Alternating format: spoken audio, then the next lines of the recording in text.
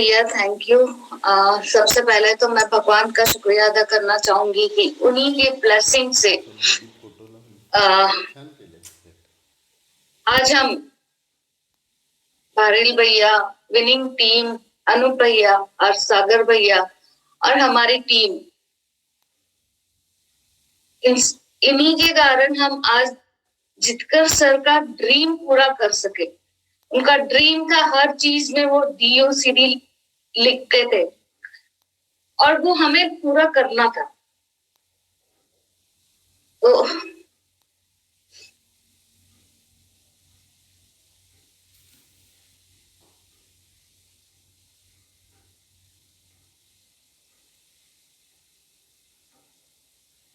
जब Vestige join किया था तब इतना काम किया कि वो हर बार कहते थे कि मुझे सक्सेस होना है और जल्दी से जल्दी DOCD जाना है। और सच में ये हम देख रहे हैं कि जब आप किसी चीज को अंदर से चाहते हो तो भगवान, पूरी कायनात, वो आपको उस चीज को मिलाने में मदद करती है। हम चाहते थे DOCD और हम कर भी रहे थे वैसे काम। और इस मंथ में हमने देखा है कि ईयर एंड होने वाला है और जितकर सर का ड्रीम था कि इस ईयर से पहले मुझे DOCD जाना है। भगवान ने ऐसी बहुत सारी चीजें हमारे साथ की कि जो अपने आप हमें सामने से हमारी डाउनलाइंस आई या हमें ऑर्डर्स मिली, अपने आप ये पिन हमें अचीव हुई। तो सभी का मैं थैंक्स करना चाहूंगी। और अगर शॉर्ट में अगर स्टोरी बताऊं तो मेरा जन्म बैंगलोर में हुआ, मेरी स्कूलिंग राजस्थान और पंजाब में हुई, ग्रेजुएशन मेरा महाराष्ट्र में हुआ और शादी के बाद मैं पुणे में आई। और जितकर सर एक गांव से, मीन्स उनका नेटिव प्लेस एक छोटा सा गांव था और उस समय उनकी पोजीशन बहुत ही अच्छी थी। मीन्स हम नहीं कह सकते कि मिडिल क्लास, वो अच्छे घर से थे, लेकिन 9th स्टैंडर्ड में उनके पिताजी का जब देहांत हुआ तब फाइनेंशियली उनकी सिचुएशन बहुत ड्रॉप हो गई और उन्हें 9th स्टैंडर्ड में थे तब उनके फादर की डेथ हुई थी। तो ग्रेजुएशन के लिए उन्होंने वो अपने सिस्टर के यहाँ गए, पोस्ट ग्रेजुएशन वहां पर किया। पोस्ट ग्रेजुएशन में पढ़ाई में बहुत ही अच्छे थे वो। अकाउंट्स में उनको 100 आउट ऑफ 98 मिले थे। तो उनके टीचर्स ने कहा कि आपको CA बनना है। CA बनने के लिए वो पुणे में आए, लेकिन फाइनेंशियल क्रंच बहुत था और उसी समय उन्होंने गवर्नमेंट का बैंकिंग का एग्जाम दिया और उनको सिलेक्शन हुआ उनका, तो उन्होंने CA छोड़ दिया। और बहुत ही ड्रीमर थे, पहले से ही वो बहुत ड्रीमर थे। मेरे फादर इंडियन एयरफोर्स में थे एज अ स्क्वाड्रन लीडर और उन्होंने जब हमारा शादी हुआ तो यही देखा कि लड़का पढ़ा लिखा है और बहुत मेहनती है। और जब हमारी शादी हुई, जब मैं पुणे आई, तब हमारा जो घर था 10 by 10 था। वही हमारा ड्राइंग रूम था, वही हमारा किचन था, वही हमारा बेडरूम था। लेकिन हम दोनों के ड्रीम बहुत बड़े बड़े थे। उस समय मैंने ICWA किया था, तो मैंने जॉब करना स्वीकार किया। मैं एक मल्टीनेशनल कंपनी में as an accounts manager job किया। लेकिन ये सबसे घर में सबसे छोटे थे, लेकिन सभी उनके दोनों भाई के लड़कों को, भाई की लड़कियों का, सभी का मीन्स पूरा ख्याल रखते थे। फाइनेंशियली भी हम हेल्प करते थे, मेंटली सब हम ही करते थे। तो वहां पर अगर हम बताएं तो मैं बहुत बार कहती हूँ कि हम ऐसे सिंपल थे कि और फाइनेंशियल क्रंच इतना था हमारा कि हम 50 पैसे बचाने के लिए एक स्टॉप से दूसरे स्टॉप चल के जाया करते थे, और रास्ते में अगर हमारे फ्रेंड्स मिले तो हम कहते थे कि हम हेल्थ कॉन्शियस है, लेकिन हम होते थे मनी कॉन्शियस। और जितकर जी बैंक में थे, तो बैंक में जितने भी लोन्स मिल सकते थे हमने सब लिए हैं। मीन्स उसका हमारा लाइफ पूरा ईएमआई के ऊपर ही चल रहा था। और फिर हमने सोचा कि नहीं, हमें कुछ बिजनेस भी करना चाहिए। तो मैं जहां पर काम कर रही थी, तो वहीं पर मैंने एक अपनी फ्रेंचाइजी ली। मैंने डीटीडीसी जो जानी मानी कंपनी है, वहीं पर मैं अकाउंट्स मैनेजर थी। तो वहां पर मैंने फ्रेंचाइजी ली और वहां पर भी हमने बहुत काम किया। जब आदित्य का जन्म होना था, उसके एक दिन पहले हम 2 व्हीलर में कोटेशन बांटते फिर घूम रहे थे हर कंपनी में, और नेक्स्ट डे मेरी डिलीवरी हुई, आदित्य हुआ था। तो पहले से ही हम काम करने के लिए कभी पीछे नहीं हमने देखा था। और बाद में हुआ ऐसे कि मेरी डिलीवरी हुई, मैं घर में रहने लगी। तो जैसे हम कहते हैं कि मैनेजर आपका मैनेज नहीं करता, डैमेज करता है बिजनेस। अगर आप वहां पर नहीं हो तो वो पूरा डैमेज हो जाता है। और वैसे ही हुआ। हमारा प्रॉफिट मेकिंग जो चल रहा था, हमें लॉस में आ गया, और हमने वहीं पर वो फ्रेंचाइजी बंद कर दी। और हम सोच रहे थे कि अब क्या करें करके। और उसी दौरान हमें डायरेक्ट सेलिंग में इंट्रोड्यूस करवाया इनके फ्रेंड ने। मैं आज उनको थैंक यू करना चाहूंगी, क्योंकि हमें डायरेक्ट सेलिंग क्या होती है ये पता ही नहीं था। हमें जब ये बिजनेस के बारे में बताया था, डायरेक्ट सेलिंग के बताया था, तो मैं थैंक करना चाहूंगी राजेंद्र जी का भी, क्योंकि जब प्लान बताया था तब उन्होंने बताया था कि यहाँ लैक्स ऑफ इनकम आपका हो सकता है। और हमें बीइंग अ कॉमर्स ग्रेजुएट हमें बताया जाता है कि मोर रिस्क मोर गेन। यहाँ पर तो बताते हैं कि 0 इन्वेस्टमेंट में आपके सब सपने पूरे हो सकते हैं। तो मैंने वहां पर तो प्लान देखने के बाद सबके सामने नहीं कुछ कहा राजेंद्र जी को, लेकिन नीचे उतरने के बाद बोला कि हमें ऐसे कोई स्कीम में फंसना नहीं है।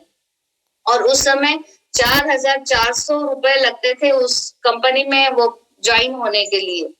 तो वहां पर अगर सैलरी देखो तो उस समय हमारी सैलरी मीन्स जितकर जी के अकाउंट में 4,400 भी नहीं थे।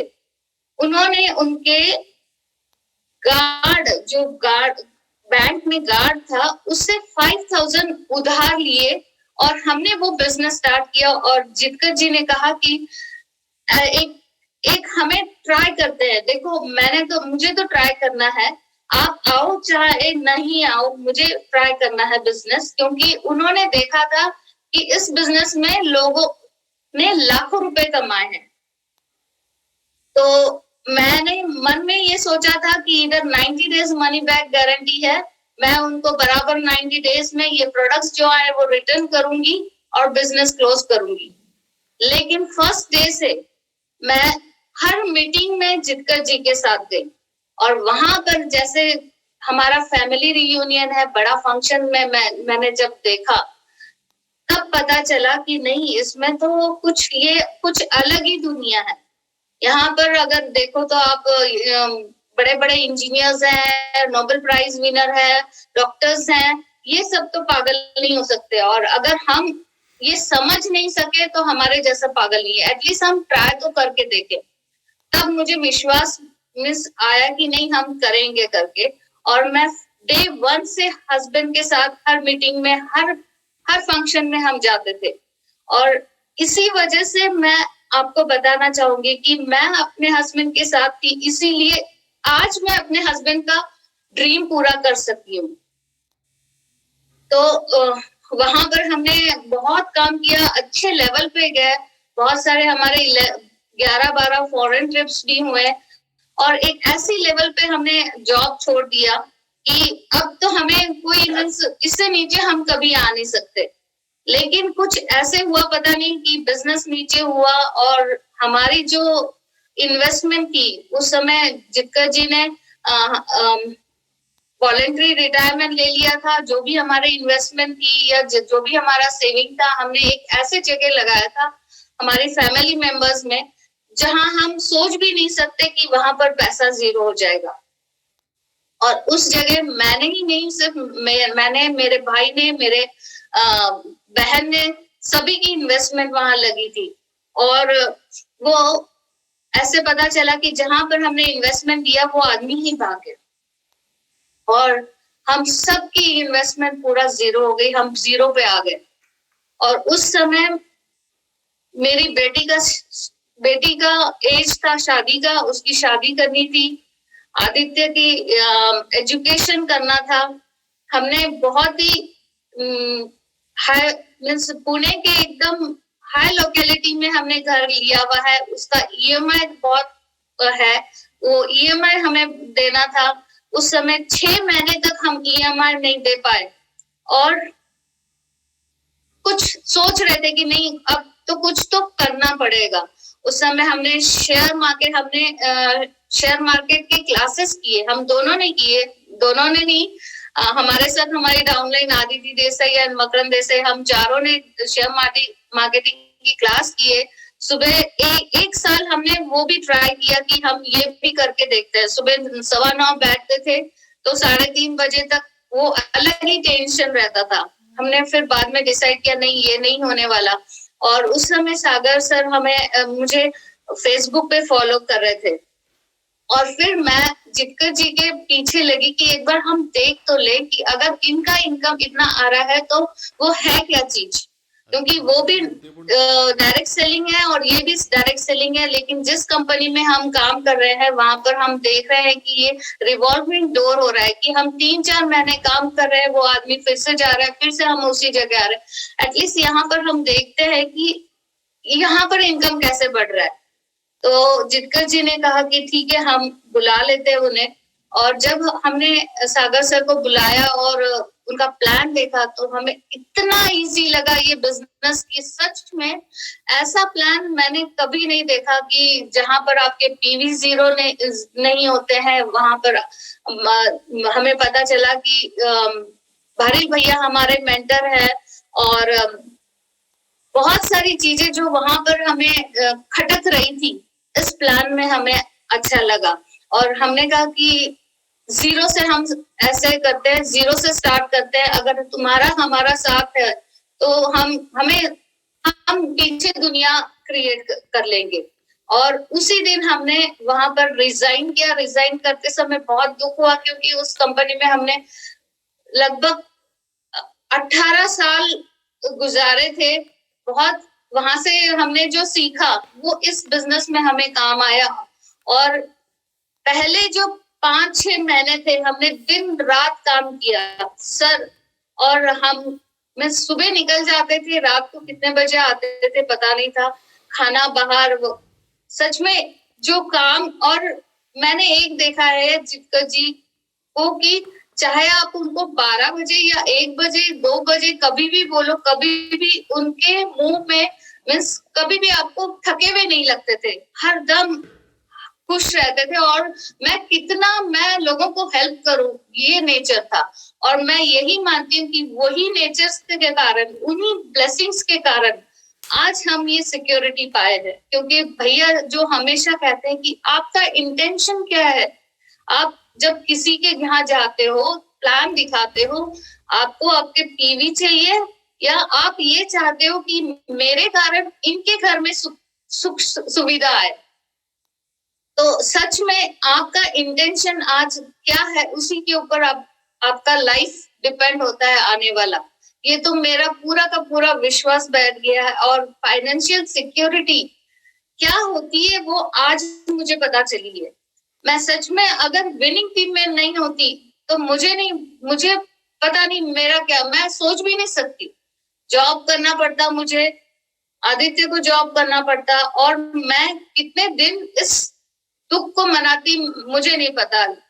जितकर जी मुझे 2-3 बार उनके ऑफिस का एक एग्जाम्पल देते थे कि उनके ऑफिस में एक डायरेक्टर थी, वो डायरेक्टर के बारे में बहुत इम्प्रेस, मीन्स उनको बहुत अच्छी लगती थी कि उनके काम करने का तरीका। उस समय उन्होंने बताया था कि उनके घर में उनकी मम्मी की डेथ हुई थी, तो सुबह जब उनको पता चला कि मम्मी की डेथ हुई है, तो वो मैडम सिर्फ 3-4 घंटे घर गई, पूरी क्रिया किया, और 3-4 घंटों के बाद वो फिर से ऑफिस आ गई।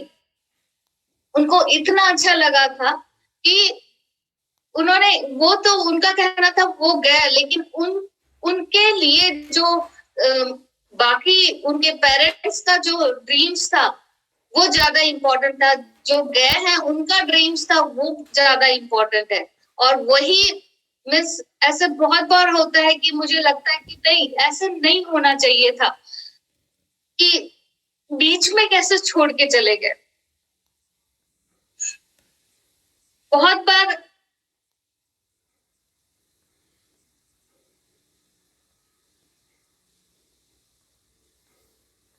उन्होंने ऐसे काम किया भैया कि कभी कभी तो मिस बैंक में होते समय उन्होंने 99 डेज विदाउट एनी इंटीमेशन, जब उनको पावर पता चली ये बिजनेस की, तो उन्होंने काम किया है विदाउट एनी इंटेंशन नोटिस। उनके बॉस ने कहा कि आपको क्यों ना नोटिस दिया जाए, राजेंद्र जी आप और एक दिन लगाते तो पूरे सेंचुरी पूरी क्लियर कर देते थे, कि विदाउट नोटिस आप इतना छुट्टी ले रहे हैं। लेकिन उनके रिलेशन इतने अच्छे थे कि जब वो ऑफिस का काम करते थे तो वो देखते नहीं थे कि कितने बज गए। तो कभी भी उनके बॉस ने उनके लिए, जो बोलते हैं ना लोग बहाना बनाते हैं कि मेरे बॉस क्या बोलेंगे, मैं कैसे उनको, आज जैसे FRU है तो मैं कैसे छुट्टी ले सकता हूँ। लेकिन उन्होंने, अगर आपके रिलेशंस अच्छे बना लिए आपके बॉस के साथ, तो वो भी आपकी हेल्प करते हैं। और मैं सच में ये कहना चाहूंगी कि मेरा जो अभी जो मेरा ड्रीम है कि अगर किसी लेडीज है, मैं हर किसी को प्लान बी का इम्पोर्टेंस बताऊं। ठीक है, आज आपका प्लान ए चल रहा है, लेकिन उस प्लान को, अब ए को कुछ हो गया तो क्या आपके पास प्लान बी है? और थैंक गॉड कि वेस्टीज जैसा बिजनेस, उसके जैसी कंपनी, उस विनिंग टीम जैसी सिस्टम, और भारिल भैया जैसे मेंटर, ये नसीब वालों को ही मिलता है। जिनके कर्म अच्छे हैं ना, उन्हीं के समझ में आएगा पैसिव इनकम क्या होता है और ये सिस्टम क्या है। आज अगर मैं होम दे सकूं किसी का, कि मैं आज ए इनकम को कुछ हुआ तो क्या आप बी इनकम के लिए तैयार हो? इसीलिए मुझे काम करना है, और सबके लिए एक एग्जाम्पल बन के, होप बन के, मुझे मेरा ड्रीम है कि हमारे जो ग्रुप में ज्यादा से ज्यादा लेडीज कैसे चार्ज ले और सभी के ड्रीम कैसे पूरे करें। और पैसिव इनकम का इम्पोर्टेंस ये बिजनेस जो देता है, मुझे नहीं लगता और कोई बिजनेस है जो आपको ये बिजनेस, अगर मैं जॉब भी करती तो वो मुझे कुछ होता तो इनकम बंद हो जाता। सर जॉब में थे, उन्हें कुछ होता था तो मुझे हाफ टेंशन आती, और हाफ टेंशन में तो कुछ हो नहीं पाता। लेकिन ये बिजनेस के कारण ग्रुप बन गया है और हर कोई काम कर रहा है, तो मुझे चिंता नहीं है कि आगे पैसा आएगा या नहीं। सच में भैया कि मैं इतना कहना चाहूंगी कि हम तो एक कांच का टुकड़ा थे, विनिंग टीम और वेस्टीज ने हमें हीरा बना दिया। आप सबका शुक्रिया कैसे अदा करें, क्योंकि आप सब ने हमें जीना सिखा दिया। Thank you.